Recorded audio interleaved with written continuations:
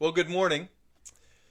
How are you, Kent City Baptist Church family? It is time for the Kent City Baptist Church holiday, that's right, holiday devotional.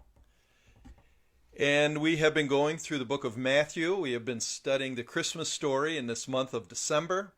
And so we're going to continue on with that discussion. Today, I want to tell you a story. So if you have a chance, maybe sit your kids around by a fire, grab some hot chocolate, get a pretzel, soft pretzel if you can.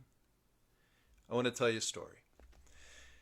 And the story is around a snowstorm. I've told the story in my sermon a couple times. I actually wrote about it in my blog a while back.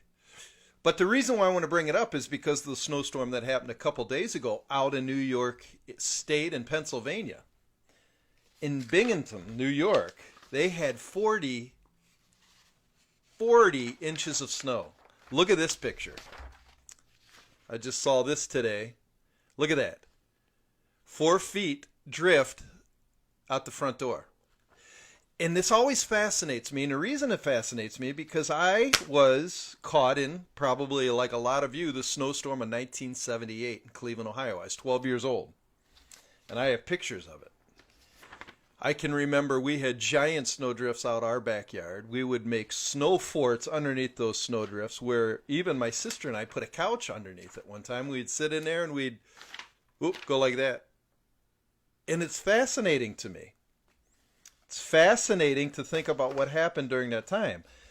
Well, let me tell you a true story. And I think it also relates to the Christmas season and the coming of Christ. And it begins like this. January 26, 1978, a winter storm nicknamed White Hurricane, that's what it was nicknamed, hit the city of Cleveland and surrounding areas with violent fury. 80-mile-an-hour winds, semi-trailer trucks stuck in snowdrifts lining the highway, and power outages across the citywide grid. It was bad. I think if you were there, you remember it happened in Grand Rapids, happened all over the Midwest. Luckily, before the center of the storm hit, the Weather Service gave the Cleveland residents ample warning to be prepared for a, quote, big one, unquote. Students were told in the afternoon on the 25th to prepare for the possibility of a whole week off of snow days. At the grade school I was attending, St. Raphael's Catholic School, Sister Joan of Arc made sure each student had enough work to keep them busy for a whole week. And this is back in the day before we had live stream, Zoom calling, and COVID. So this was a shocking thing to have a whole week off of school. That meant we had to lug home all 4 of our heavy textbooks: grammar, mathematics, social studies, and science. For a 4th grader, it was like carrying a mountain. Yes, in parentheses, Joan of Arc was actually my teacher's name, Sister Joan of Arc. And I'm still convinced the rumor of her is true. Like Joan of Arc, her namesake, she probably hid a deadly medieval sword under her desk to have on hand when needed to ensure order in the classroom from belligerent students, like myself, of course. On parentheses. At 3:20, the first afternoon school bell rang out. All walkers and bike riders were now free to venture out in the blanket of white already pouring out of the ominous gray sky. My 2 sisters and I met at our normal spot on the sidewalk to begin making the routine trek home. We were bundled in our scarves, mittens, and giant plastic boots, each carrying that mountain of books wedged under an arm. Oh, I can remember it. Oh! Here was our task. Trudge 10 blocks in 4 inches of newly fallen powder snow. Sounds easy, doesn't it? Surely we could make it. Wait. You also had to factor in frigid below zero temperatures and a bitter northeasterly wind that was screaming off the top of frozen ice of Lake Erie. And did I mention that our house was stationed directly across from the lake, which received the full brunt of the ferocious wind? So there we were, 3 shivering, blinded, and scared out of our socks elementary school kids that had to enter the dragon of a newly birthed blizzard. Each step, let me get to the next page, it's very important. Each step home was like the march of a Russian prisoner walking toward a Siberian camp in shackles of a Stalin's gulag. And I know about this. I've studied up on Stalin. Anyhow, I write in, no, I am not overstating the case at all. We were trapped in the jaws of another Cleveland winter. Look, cried my sister Gina, it's Buffers. Out in the tiny distance, a brown dog was frolicking in the mounds of snow, wagging his tail, running toward us. And then I saw him. My dad. My hero. Instantly appearing out of the white curtain of snow, he was wearing his favorite leather jacket, chewing on a toothpick, sporting brown polyester pants, and of course, forging tracks in his big black army boots. The Iceman cometh. Somehow, in that moment, Siberia, this cold Stalin gulag walk, turned into Wonderland. Hey guys, he said, let me carry your books. Mom has hot chocolate brewing and we're going to have some fun watching the storm tonight. Fun? Yes, fun. When my dad was nearby, life was fun. In one swift movement of his arm, he swallowed our stack of books and led us merrily back home through the snow. On that dark, cold winter day, my dad's heart of joy melted our fear. I mean, we had fear, anxiety. Are we ever going to survive? When my dad was there, we would.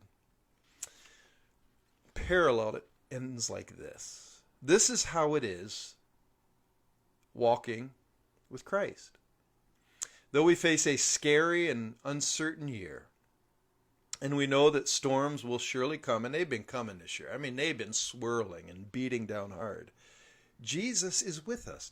Joy is always at his right hand. In fact, when Jesus appeared in the book of Luke, here's the story in Luke. We haven't been reading it this Christmas. We've been focusing on Matthew. But in Luke, previous to Jesus' birth was John the Baptist, and his dad's name was Zechariah, and he was given a song, which is a prophetic song about not only his son, but Jesus. Here's what he said about Jesus. Listen closely. This is Luke chapter 1, verses 78 to 79. Because of the tender mercy of our God, by which the rising sun will come to us from heaven, to shine on all those living in darkness and in the shadow of death, to guide our feet into the path of peace.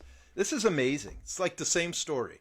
The same way my dad came in the middle of the snowstorm to rescue kids and get a path to lead them back safely home, Jesus has jumped into this storm called the darkness of sin on this earth.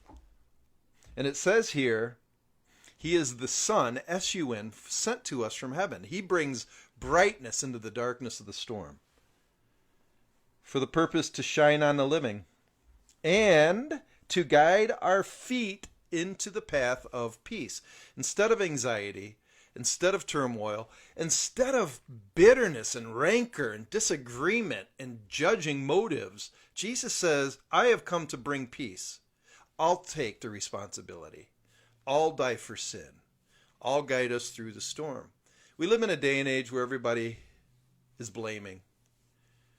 Sin is a massive storm that has wrecked us, just in the same way that the Cleveland storm brought havoc. Our objective is to survive it. How do we survive it? By following the paths through the snow that the Son has laid forth. He grabs our sin and our troubles like my dad grabbed our books, and he brings a new joy, warmth in his presence. Your objective is to do two things. Stop focusing on the storm and blaming everybody else for the storm. Sin is my fault, your fault. It's in us. The second objective is to follow the Son and stay close to him so you can be in his envelope of joy and warmth. This is a season that we celebrate during the darkness of the year for the sheer purpose to say that we will survive. Will you survive? If you have the Son, you will survive. God bless you. And read the Luke account. It's really interesting. But we're going to continue in the Matthew account on Sunday, and it's going to be a wing dinger. When's the last time you heard that word? Wing dinger. Have a great day. God bless you.